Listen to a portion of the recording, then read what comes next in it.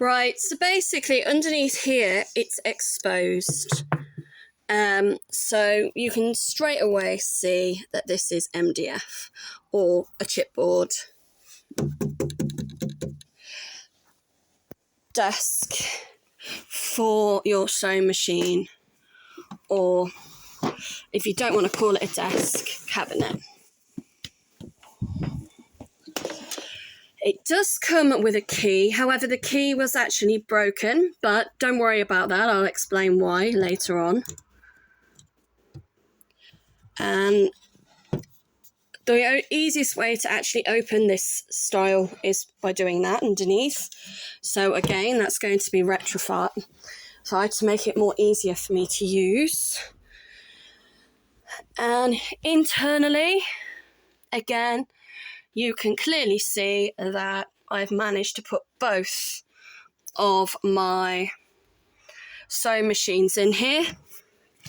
It does come on feet. If you didn't want to use the feet, you could remove them potentially, but they do screw in, so you wouldn't just have to remove the feet, you would have to remove the fittings that are underneath.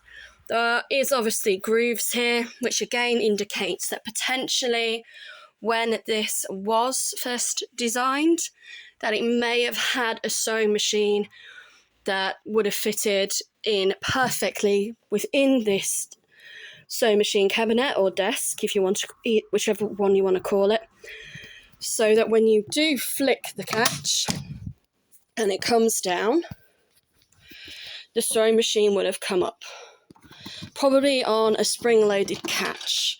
I have seen that done before, especially with things like Singer Sewer, because a Singer is quite an old sewing machine. As you can see, this one is a Brother.